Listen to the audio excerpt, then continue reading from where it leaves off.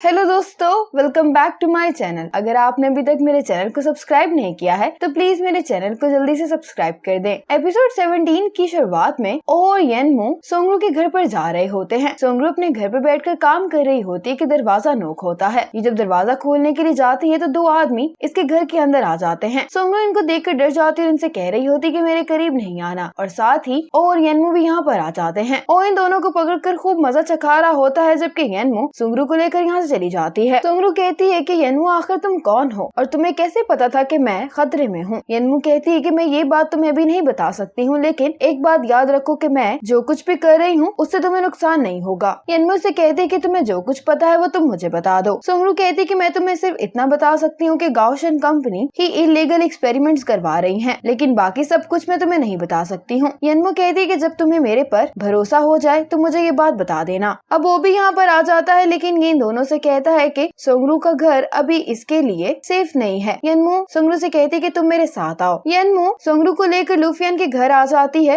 लूफियन कहता है कि मुझे नहीं लगता कि सोंगरू का मेरे घर पर रहना ठीक है। वो कहता है कि तुम यहाँ पर अकेले रहते हो और तुम्हारे घर में खाली कमरे भी हैं, तो फिर तुम्हें कोई भी मसला नहीं होना चाहिए सोंगरू को अपने साथ रखने पर। लेकिन लूफियन तो बिल्कुल भी नहीं चाह रहा होता कि सोंगरू इसके साथ रुके। सोंगरू कहती है कि अगर लूफियन की कोई गर्लफ्रेंड है तो फिर मुझे लगता है कि मेरा यहाँ पर रहना ठीक नहीं है। येनमू कहती है कि नहीं, इसकी कोई गर्लफ्रेंड नहीं है। ये बात कहते हुए लूफियन भी हिचकिचा रहा होता है और साथ ही सोंगरन की कॉल आने लगती है। सोंगरू कहती है कि देखो, मैंने तुम्हें कहा था ना कि इसकी गर्लफ्रेंड है। येनमू लूफियन की तरफ देख रही होती है और इससे कहती है कि फोन मुझे दे दो, मैं सोंगरन को सारा कुछ एक्सप्लेन कर देती हूँ। तो लूफियन कहते हैं कि इसकी जरूरत नहीं है और सोंगरू रह सकती है मेरे घर पर। येनमू सोंगरू से कहती है कि तुम यहाँ पर रह सकती हो और अगर तुम्हें किसी चीज की जरूरत हो तो तुम मुझे बता देना। ये कहकर ओ और येनमू यहाँ से चले जाते हैं। मिस्टर जाओ का मैनेजर अपने आदमी को मार रहा होता है तो ये कहता है कि मैं आपसे वादा करता हूँ कि अगली दफा ऐसी कोई गलती नहीं होगी। मिस्टर जाओ का मैनेजर कहने लगता है कि मुझे पता चला है कि येनमू का एक दोस्त भी है, अगर तुम उसको ढूंढ लोगे तो हमें सोंगरू का भी पता चल जाएगा। सोंगरन लूफियन के घर पर आ गई होती है। लूफियन दरवाजा जब खोलता है तो ये इसको देखकर चौंक जाता है। सोंगरन कहती है कि चलो हम अंदर बैठकर बात करते हैं, लेकिन लूफियन इसको अंदर आने से रोक रहा होता है। अब तो सोंगरन को शक हो जाता है, फिर ये अंदर आ ही जाती है। सोंगरन घर के अंदर आकर चीजों को चेक कर रही होती है। यहाँ पर सोंगरू के कुछ कपड़े पड़े होते हैं जिनको लूफियन अपने पीछे छुपा लेता है। सोंगरन इसे कहती है कि पीछे मुड़ो, तुम मुझसे क्या छुपा रहे हो। जब सोंगरन सोंगरू के कपड़े देखती है तो कहती है कि मुझे पता था कि तुम अपने घर पर किसी लड़की को छुपा रहे हो, लेकिन लूफियन कहता है कि तुम गलत समझ रही हो, किसी लड़की के कपड़े नहीं बल्कि ये तो मैंने अपने लिए खरीदे हैं। सोंगरन तो बहुत ही गुस्सा करने लगती है, कहती है कि तुम्हारी हिम्मत कैसे है मुझसे झूठ बोलने की। सोंगरन लूफियन को मार रही होती है, के साथ ही यहाँ पर सोंगरू भी आ जाती है। फिर ये लूफियन के पास आकर पूछती है कि आखिर ये लड़की कौन है। लूफियन बेचारा तो कुछ भी बोल नहीं पा रहा होता। सोंगरन जब इसको देखती तो कहती है कि तुम तो वही लड़की हो जिसको येनजी ने अपनी कंपनी से निकाल दिया था, आखिर तुम लूफियन के घर पर क्या कर रही हो। सोंगरू कहती है कि तुम ये बात खुद ही लूफियन से पूछ लो। लूफियन सोंगरन को लेकर बाहर आ जाता है। जैसे ही लूफियन और सोंगरन लिफ्ट के अंदर चले जाते हैं तो दूसरी लिफ्ट से मिस्टर जाओ के मैनेजर का आदमी आता है। सोंगरू उसको देखते ही घर के अंदर आ जाती है, लेकिन सोंगरू दरवाजा बंद नहीं कर पाती, जिसके कारण ये आदमी घर के अंदर आ जाता है। सोंगरू घर के अंदर छुप गई होती है और अब ये आदमी सोंगरू को हर जगह तलाश कर रहा होता है, लेकिन ये आदमी सोंगरू को ढूंढ ना पाए सोंगरू पूरे घर की लाइट्स बंद कर देती है और फिर सोंगरू किसी तरीके से इस आदमी का ध्यान बटाकर घर से बाहर निकल आती है। लूफियन और सोंगरन बाहर आ गए होते हैं तो लूफियन इसको बताता है कि सोंगरू इसकी कजन है। सोंगरन कहती है कि तुम मुझसे झूठ बोल रहे हो। ये रोते हुए कह रही होती है कि येनजी भी मुझे इग्नोर करता है, अब तुम भी यही सब कुछ कर रहे हो। न येनजी को मेरी जरूरत है और ना ही तुम्हें। लूफियन कहता है कि ऐसी कोई बात नहीं है, मेरी कजन मेरे घर पर रुकी है तो उसके पीछे कोई वजह है, लेकिन मैं सबसे ज्यादा तुम्हारी ही परवाह करता हूँ। सोंगरन रोते हुए कहने लगती है कि मुझे तुम्हारी बात का यकीन नहीं है क्योंकि तुम मुझसे झूठ बोल रहे हो। लूफियन इसको चुप करवाने की कोशिश कर रहा होता है कि ये इस आदमी को निकलते हुए देखता है जो मैनेजर को सारी रिपोर्ट दे रहा होता है कि मैं उसे पकड़ने ही वाला था, लेकिन वो किसी तरीके से मेरे हाथ से बच निकली। लूफियन को इस आदमी पर शक हो जाता है, इसके पास जाता है ताकि इसको रोक सके, लेकिन ये आदमी लूफियन को पीछे धक्का दे देता है। सोंगरन इसके पास आकर कहती है कि तुम्हारी हिम्मत कैसे हुई लूफियन के साथ ये सलूक करने की, तो ये आदमी सोंगरन को भी धक्का दे देता है, जिसकी वजह से ये नीचे गिर जाती है। लूफियन इस आदमी के पीछे जाने वाला होता है, लेकिन सोंगरन रो रही होती है तो ये इसको देखने के लिए आ जाता है। इसके हाथ पर चोट लग गई होती है, लूफियन को दिखा रही होती है और कहती है कि ये आदमी तो बहुत खतरनाक लग रहा था, आखिर ये कौन है। सोंगरन की ये बात सुनकर इसको ख्याल आता है कि सोंगरू जरूर खतरे में होगी और ये फौरन ही सोंगरू के पास भाग जाता है। सोंगरू को वहाँ से निकाल कर लूफियन येनमू के पास आ जाता है और इसको सारी बात बताता है। येनमू कहती है कि वो आदमी सोंगरू को पीछा कर रहे हैं, इससे एक बात तो साफ है कि वो लोग सोंगरू से जो करवाना चाहते हैं अब सोंगरू वो नहीं कर रही है, इसीलिए सोंगरू की जान भी खतरे में है। येनमू कहती है कि तुम्हें कुछ भी कर लेकर जल्दी से सोंगरू को ढूंढना होगा। यनमू कहने लगती है कि सोंगरू ने मुझे एक बात बताई है कि इस सब के पीछे गौशन ग्रुप है। यनमू कहती है कि सच का पता लगाने के लिए अब मुझे दोबारा से कंपनी में जाना होगा। लुफियन को अब सोंगरन की कॉल आती है जो कह रही होती है कि मेरा हाथ जख्मी हो गया है, तो क्या अब मैं कभी भी पियानो नहीं बजा पाऊंगी। लुफियन कहता है कि तुम परेशान नहीं हो, मैं अभी तुम्हारे पास आ रहा हूँ। सोंगरन कहती है कि तुम्हें अभी मेरे पास आने की जरूरत नहीं है, कल मेरे लिए नाश्ता लेकर आ जाना। इसकी बात सुनने के बाद यनमू इससे कहती है कि अब तुम भी इतनी आसानी से यहाँ से नहीं जाना चाहते हो। अगले दिन यंजी के ऑफिस में मैंग आकर बताता है कि हमने आपके लिए नई असिस्टेंट रख ली है जिसने आपका टेस्ट पूरे नंबर से पास कर लिया है। ये असिस्टेंट और कोई नहीं यनमू होती है और यंजी यनमू को अपने ऑफिस में देखकर बहुत खुश होता है। सीयू की मैनेजर इसके पास आती है और इसे खाना खाने के लिए कह रही होती, लेकिन सीयू काफी बिजी होती है इसलिए ये खाना नहीं खाती है। तो इसकी मैनेजर ओ की शॉप से कुछ चिकन ऑर्डर कर लेती है इसके लिए। और जैसे ही सीयू का ऑर्डर लेकर इसके ऑफिस पहुंचता है तो सीयू के ऑफिस की लाइट चली जाती है। अंधेरे को देखकर सीयू चीख मार देती है। जैसे ही ओ इसकी चीख को सुनता है तो ये जल्दी से कंपनी के अंदर आ जाता है। सीयू को अंधेरे से बहुत डर लगता है इसलिए ये नीचे जमीन पर बैठी होती है। ओ इसके पास आ जाता है। ओ इससे कहता है कि मैं तुम्हारे साथ हूँ इसलिए तुम्हें डरने की जरूरत नहीं है। सीयू कहने लगती है कि जब से मैंने अपना बिजनेस स्टार्ट किया है तब से मैं इस बिजनेस को बचाने के लिए अकेले ही लड़ रही हूँ, इसीलिए मुझे ऐसा लगता है कि इस शहर में कोई भी लाइट ऐसी नहीं है जो मेरे लिए जल रही हो। ओ कहता है कि अगर तुम ऐसा चाहती हो तो मैं तुम्हारे लिए ये सब कर सकता हूँ। सीयू से कहती है कि ये कोई फेरी टेल नहीं है जहाँ पर तुम मैजिक यूज करके सारी लाइट्स को मेरे लिए ऑन कर सकते हो।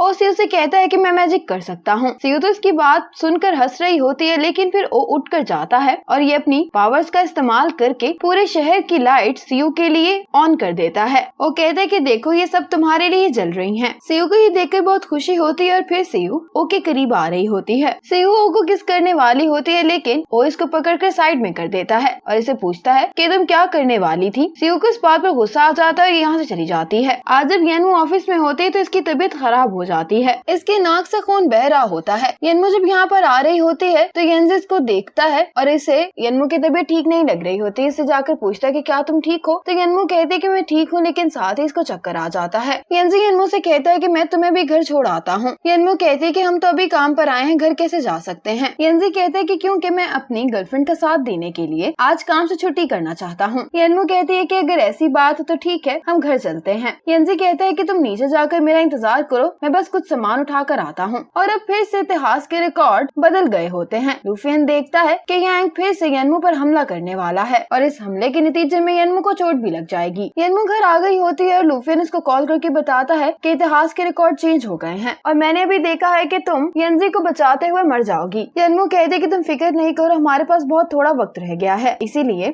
हम जल्दी से इस मसले को हल करके वापस अपनी दुनिया में चले जाएंगे। रात को लुफियन यंजी से मिलने के लिए आता है। लुफियन यंजी को बताता है कि यनमू को एक बहुत ही रेयर ब्लड डिजीज है, इसीलिए उसके पास ज्यादा वक्त नहीं रह गया है। यंजी कहता है कि उसने मुझे इस बारे में क्यों नहीं बताया। लुफियन कहता है कि मेरे पास यनमू के मर्ज का इलाज है, लेकिन यनमू अपना इलाज नहीं करवाना चाह रहे क्योंकि वो एक्सपेरिमेंट्स वाला जो मसला है यनमू पहले उसको हल करना चाह रही है और इसके साथ ही सोंगरू को भी कोई लोग तंग कर रहे हैं। यंजी कहता है कि यनमू ये सब कुछ मेरे लिए कर रही है तो फिर उसने मुझे कुछ क्यों नहीं बताया। लुफियन कहता है कि क्योंकि यनमू को ये डर था कि अगर उसने ये बात तुम्हें बता दी तो तुम्हें कहीं नुकसान न पहुंच जाए। लुफियन यंजी से कहता है कि क्या तुम यनमू से बात कर सकते हो कि वो अपना इलाज करवा ले। यंजी कहता है कि मैं अपनी पूरी कोशिश करूंगा, तुम भी यनमू को बचाने की पूरी कोशिश करना। आज जब सोंगरू हॉस्पिटल में अपनी बेटी से मिलने के लिए आती तो डॉक्टर इसको बताता है कि इसके बिल किसी ने पे कर दिए हैं। यंजी सोंगरू की बेटी के पास आया होता है और ये इसको एक टेडी बियर दे रहा होता है। सोंगरू फिर यंजी से मिलती है, कहती है कि मेरे पास तो शब्द नहीं है जिससे मैं आपको शुक्रिया अदा कर सकूं। यंजी से कहता है कि वी क्या अभी भी तुम्हारा पीछा कर रहा है। सोंगरू कहती है कि मैंने उस मसले को खुद ही देख लिया है, आपको फिक्रमंद होने की जरूरत नहीं है। यंजी इसको कहता है कि मैंने सिंगापुर में एक डॉक्टर से बात की है, वहाँ पर तुम अपनी बेटी का इलाज करवा सकती हो और जब तुम अपनी बेटी का इलाज करवा कर वापस आ जाओगी तो तुम वापस से मेरी कंपनी में काम भी करोगी। सोंगरू कहती है कि ये जो इलीगल एक्सपेरिमेंट्स हो रहे थे वो मिस्टर जाओ और उनका मैनेजर करवा रहा है। सोंगरू कहती है लेकिन मुझे नहीं लगता कि यांग इसमें शामिल है। यनमू और यंजी रात में तारों को देख रहे होते हैं एक साथ बैठकर। यंजी कहता है कि मुझे तुम्हारी बीमारी के बारे में पता चल गया, इसलिए अब मैं एक्सपेरिमेंट्स को ज्यादा जल्दी करने की कोशिश करूंगा ताकि हम तुम्हारा इलाज कर सकें। यनमू कहते हैं कि तुम्हें मेरे लिए ये सब कुछ करने की जरूरत नहीं है क्योंकि मैं चाहती हूँ कि तुम आराम से अपनी रिसर्च करो और ऐसा करके ही तुम मेरी और लाखों लोगों की मदद कर सकोगे। यनमू और यंजी आसमान की तरफ देख रहे होते हैं। यनमू की आंखों में आंसू होते हैं और ये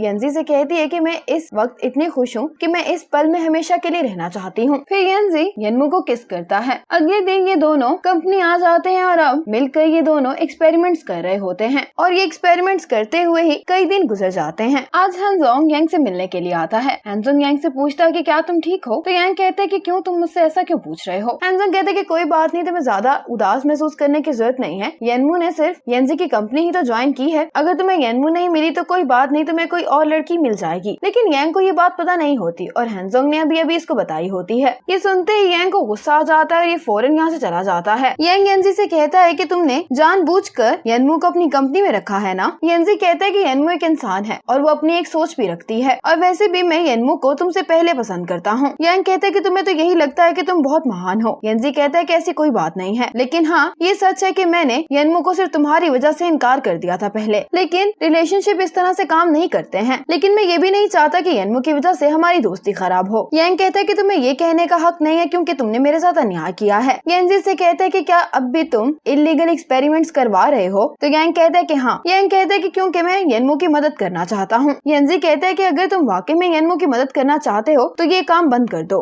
यांग कहता है कि तुम मेरे एक्सपेरिमेंट्स बंद करवा कर खुद करोगे और आखिर में तुम येनमू के सामने हीरो बन जाओगे। येनजी कहता है कि ये सब कुछ हम मरीजों के लिए कर रहे हैं, इसीलिए हमें सिर्फ उनका फायदा सोचना चाहिए, क्योंकि अगर मेरी जगह येनमू भी होती तो वो यही सब करती। यांग कहता है कि मुझे समझ आ गई है कि येनमू ने तुम्हें क्यों चुना है। ये कहकर यांग यहाँ से चला जाता है। अगले दिन यांग मैनेजर से कहता है कि मैं ये एक्सपेरिमेंट्स बंद करवा रहा हूँ, बाकी का तुम मिस्टर जाओ के साथ देख लेना। मैनेजर कहने लगता है कि मिस्टर जाओ तुम्हें इतनी आसानी से पीछे नहीं हटने देंगे। यांग कहता है कि मैं कुछ सुनना नहीं चाहता। मिस्टर जाओ के साथ जो दूसरा इन्वेस्टर मिला होता है वो कहने लगता है कि यांग कर क्या रहा है, जब इसका दिल करता है वो हमारे साथ हो जाता है और जब दिल करता है हमें छोड़ देता है। मैनेजर कहता है कि आखिर ये सब कुछ यांग की येनजी से मुलाकात के बाद हुआ है। मिस्टर जाओ कहता है कि मुझे इस बात का डर नहीं है कि एक्सपेरिमेंट रुक जाएंगे, बल्कि इस बात का है कि वो दुनिया के सामने हमें ही बदनाम न कर दे। मिस्टर जाओ अपने मैनेजर से कहता है कि तुम मेरी तरफ से यांग को एक चेतावनी दे दो कि ऐसा करने का अंजाम अच्छा नहीं होगा। अगले दिन यांग येनजी और येनमू के बारे में जब सोच रहा होता है तो इसकी तबीयत खराब होने लगती है। ये अपना इनहेलर इस्तेमाल कर रहा होता है लेकिन वो चल नहीं रहा होता। यांग अपने मैनेजर को आवाज दे रहा होता है, लेकिन मैनेजर दूर खड़ा यांग को देख रहा होता है तड़पता हुआ। फिर मैनेजर यांग के पास आता है और इसे इनहेलर दे रहा होता है। यहाँ पर ये ऐसे ही बर्ताव कर रहा होता है जैसे इसे यांग की बहुत परवाह है, लेकिन इस इनहेलर के अंदर कोई और दवाई होती है, जिसके बाद यांग बेहोश हो जाता है। ये देखकर मैनेजर मुस्कुरा रहा होता है। इसी मोमेंट पर एपिसोड 17 खत्म हो जाती है। नेक्स्ट एपिसोड तक के लिए स्टे ट्यून्ड।